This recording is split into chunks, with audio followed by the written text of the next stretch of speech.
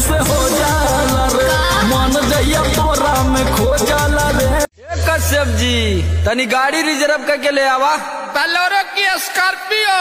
अरे साहब बेलूरे हैं का?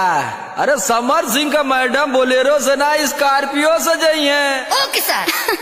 गाड़ी के अगला सीट पर तू बैठ जाए धोनिया, गाड़ी के अगला सीट पर तू बैठ जाए धोनिया।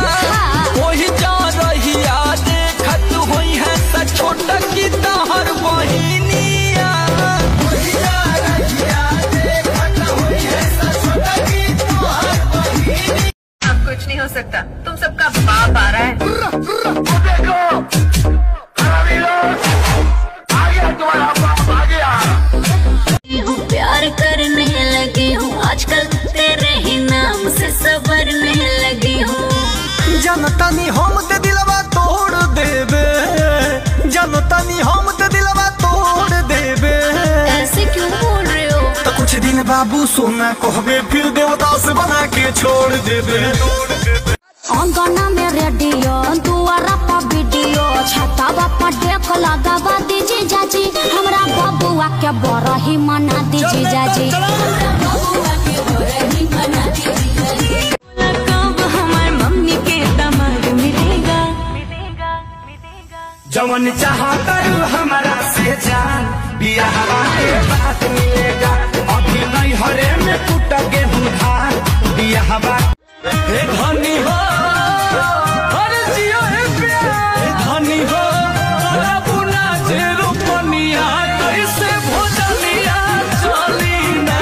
हे धनी हो बुना जे रूपनिया, कैसे भोजनिया चली ना। हमर नया नया गवाना, नया तकिया बिछवाना, नया चोली के खोली, तू बनवल खेलवाना। जा नाश कर देगा हमर नया नया गवाना, नया तकिया बिछवाना, नया चोली के खोली, तू बनवल खेलवाना। नया नुहर जानी बनी एक चोर राजा, तेरा कमर बड़ा तोड़ राजा, तनी जाई ना बहरिया, टूटता बदन पोरे।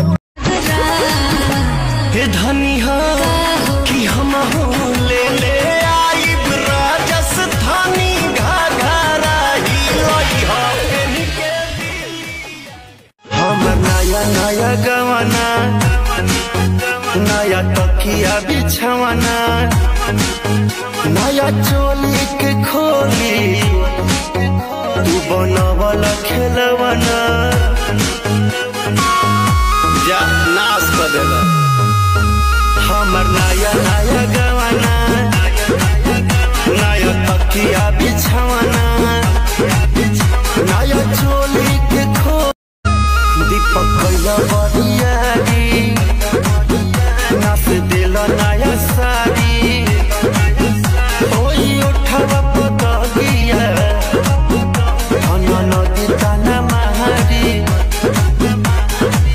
मदन मनी से डियार राकेश से भी भइनी रजमन खोरे, राजा तनी जाई ना बहरिया, टूटता बदन तोरे